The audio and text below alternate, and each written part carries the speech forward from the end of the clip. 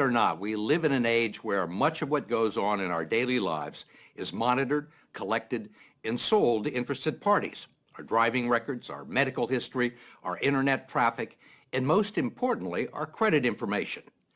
A mistake on your credit report could cost you money. It can increase the interest you pay on your loans, prevent you from getting a mortgage or buying a car, landing a job, or getting a security clearance. It's not uncommon.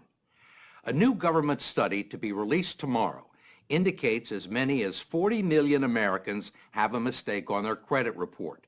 20 million have significant mistakes. And our own investigation of the credit reporting industry shows that those mistakes can be nearly impossible to get removed from your record. The story will continue in a moment. Consumer credit reporting is a $4 billion a year industry dominated by three large companies, Experian, TransUnion, and Equifax. They keep files on 200 million Americans and traffic in our financial reputations. They make their money gathering information from people we do business with and selling it to banks, merchants, insurance companies, and employers, and they use it to make judgments about our creditworthiness and reliability. But now the reliability of the industry is being questioned in an 8-year Federal Trade Commission study to be released tomorrow. John Leibowitz is the chairman. Here's what we found. Some pretty troubling information. 1 out of 5 Americans has an error on their credit report. And 1 out of 10 has an error on their credit report that might lower their credit score. I'm trying to think of another industry where a 20% error rate would be acceptable. That's a pretty high error rate. It's a pretty high error rate. I think the more we look at this and the more the American people know about this, the madder they're going to get. Ohio Attorney General Mike DeWine has opened his own investigation into the credit reporting industry, which for years has blamed mistakes on banks and merchants that provide them with bad information. But DeWine argues the fault lies with the industry for what he says are clear violations of the Fair Credit Reporting Act. Do these companies have a legal responsibility to make sure that the information is accurate? The federal law says that if you believe that there is a mistake, you can go to them and they have an obligation to do a reasonable investigation. They're not doing a reasonable investigation. They're not doing an investigation at all. Every day, DeWine's office fields calls from desperate constituents who can't get the credit reporting agencies to answer their questions or correct mistakes on their report, like paid bills listed as delinquent, closed accounts listed as open, and bad debts that belong to other people with similar names or social security numbers. The problem is not that they make mistakes, it's they won't fix the mistakes. It literally is like this, guy behind the curtain in The Wizard of Oz. You really don't know what he's doing. It really is a secret operation that is so hard to crack. 8 million people a year file disputes about their credit report, which usually requires a visit to the Experian, TransUnion, or Equifax websites. They're primarily designed to sell you premium products, not resolve a dispute, which is what I was trying to do. There's a toll-free number you can call, which is likely to connect you to someone on a faraway continent. Thank you for calling. My name is Kevin. How may I help you? Where are you located? India. India? But regardless of where they are or who you talk to, they won't be much help. Okay, so really, you can't do anything for me. I've just been talking to you for 15 minutes. I mean, the only thing you can do is to tell me to fill it out online. Yes, Mr. Croft. Okay, thank you. Besides the toll-free number, they also give you a post office box address where you can send a letter and documents supporting your claim. In each case, it's extremely unlikely that anyone with the authority to resolve your dispute will ever actually see it.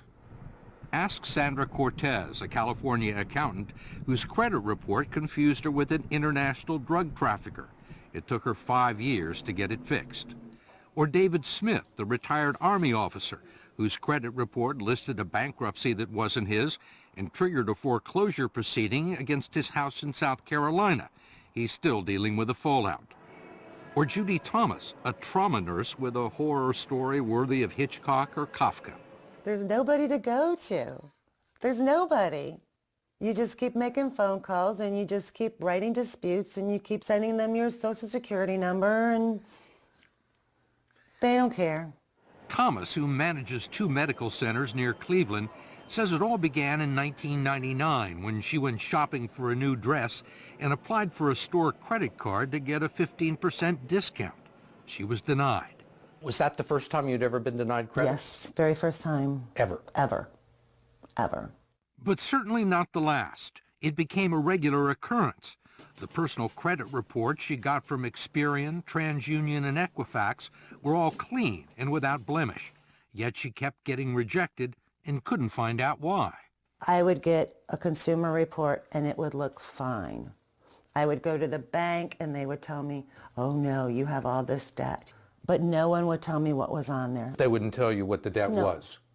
And they wouldn't give you a copy of the report No. that they had. Nope. It took Judy Thomas several years to discover what almost no one knows, that the credit reports the agencies send to you are different than the ones they sell to banks, merchants, and mortgage brokers. And she only found that out when a loan officer left her file on his desk and walked out of the room. And what did you see? I saw debt from Utah Medical Center. I saw debt from a veterinarian clinic in Utah. I saw collections for a Judith Kendall. Judith Kendall. Not Judy Thomas. Correct. What's going through your mind? What the hell is she doing on my credit report? What the hell is her debt doing on my credit report? You think this would be very simple to get straightened out? You would think. Yeah, you would think. This is my Judy Thomas versus Judith Kendall file.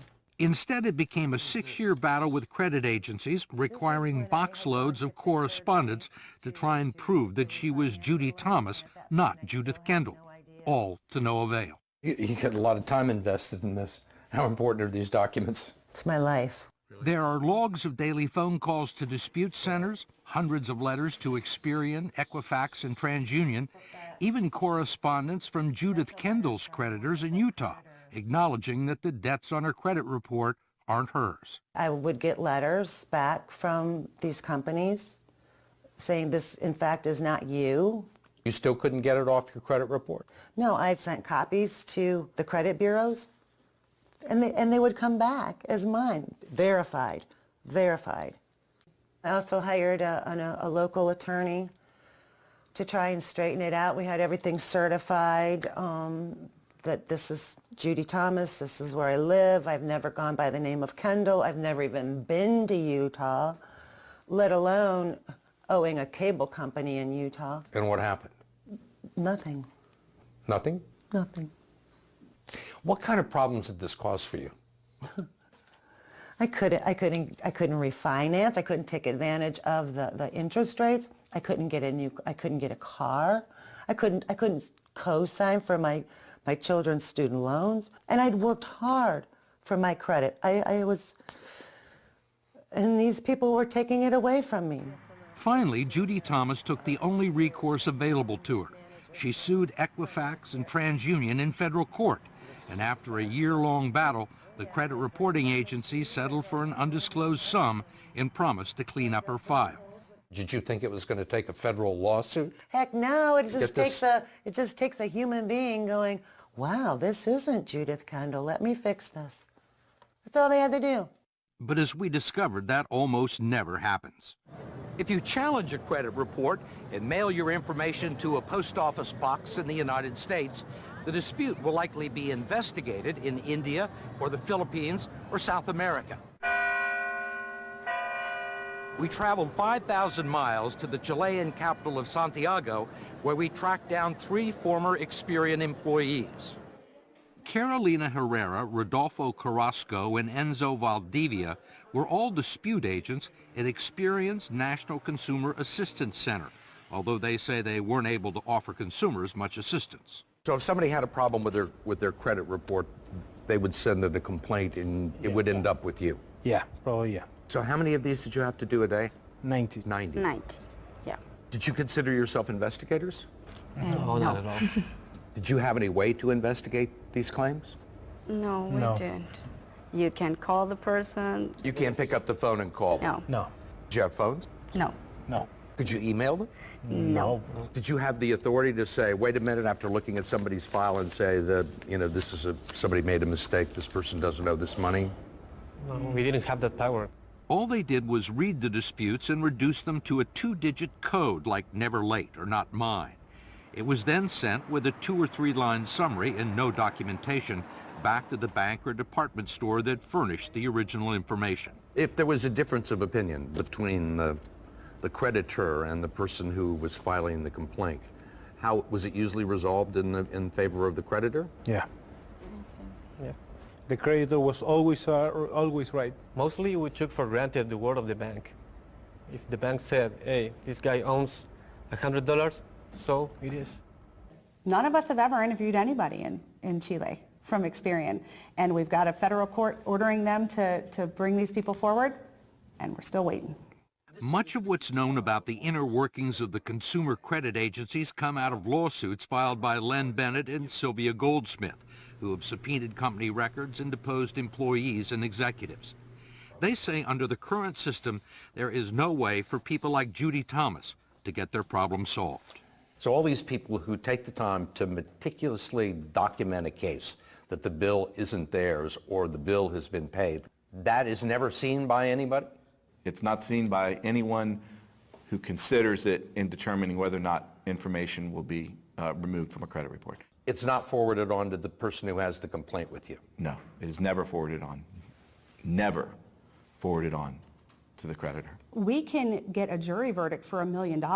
That's chump change to some of these bureaus. They would rather pay a verdict in $1 million than to actually go in and change the policies and procedures that they have, because that's much more expensive to them. I can say this without qualification. The dispute procedures used by the credit reporting agencies, uniformly used, completely fail to comply with the Fair Credit Reporting Act. Courts have found that. The Federal Trade Commission has found that. It's not even a close call.